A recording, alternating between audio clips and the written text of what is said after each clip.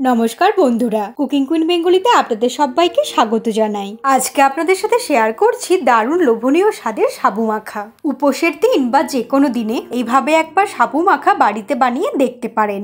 বানানোও খুবই সহজ আর খেতেও দারুণ লাগে। তাহলে চলুন বানানো শুরু করা যাক। প্রথমে 100 গ্রাম সাবুদানা 3-4 বার ভালো করে জল পাল্টে পাল্টে ধুয়ে নিয়ে 4 ঘন্টা ভিজিয়ে রেখেছিলাম। আমি এখানে বড় দানার সাবু নিয়েছি, আপনারা চাইলে ছোট দানার সাবুও নিতে পারেন। সেক্ষেত্রে 1 থেকে 2 ঘন্টা ভিজিয়ে রাখলেই হয়ে যাবে। 4 ঘন্টা পরে জল ঝরিয়ে সাবুদানাগুলোকে নিয়ে নিয়েছি, ঠিক এইরকম নরম করে নিয়েছি।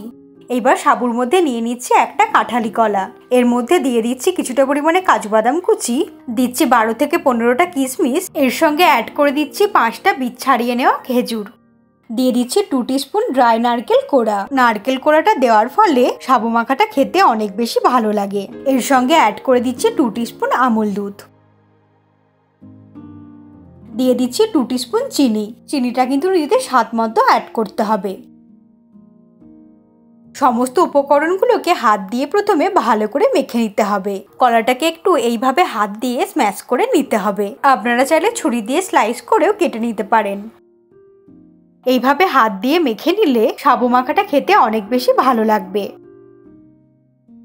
একটু সময় নিয়ে সবকিছুকে খুব ভালো করে হাত দিয়ে মেখে নিচ্ছি।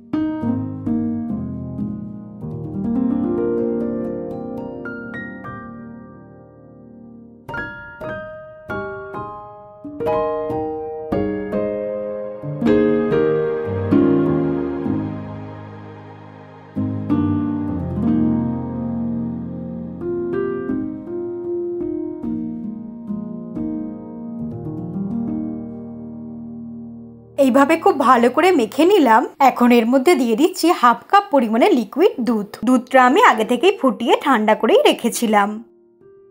তারপর সমস্ত কিছুকে একসাথে আবারও ভালো করে মিশিয়ে নিতে হবে। সাবু মাখাটা খেতে ভীষণ ভালো হয়। বানানোর জন্য খুব বেশি উপকরণের প্রয়োজন পড়বে না, তবে আপনারা চাইলে নিজেদের পছন্দ মতো যে কোনো ফল দিতে পারেন।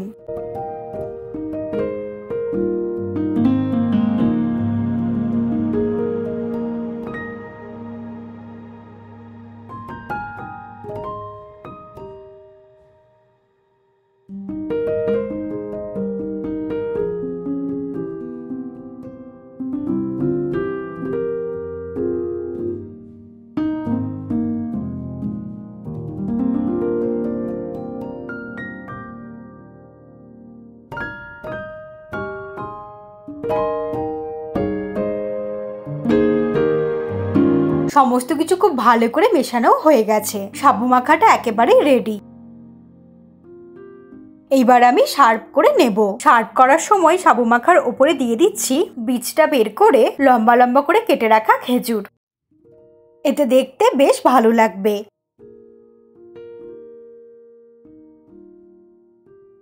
এরপর ছড়িয়ে দিচ্ছি কিছুটা পরিমাণে কাজু বাদাম কুচি। আপনারা আপনাদের পছন্দ মতো যে কোনো ফল বা ড্রাই ফ্রুটস দিতে পারেন। এর ওপরে ছড়িয়ে দিচ্ছি কিছুটা পরিমাণে কিশমিশ, কিছুটা পরিমাণে স্লাইস করে কেটে নেওয়া কলা।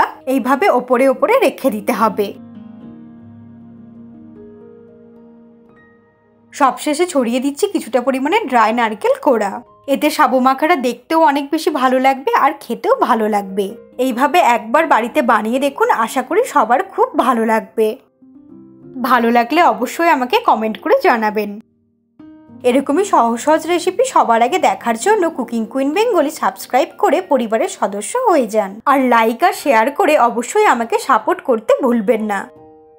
ভালো থাকবেন আর সুস্থ থাকবেন। আমি আবারও নতুন রেসিপি নিয়ে খুব তাড়াতাড়ি ফিরে আসবো।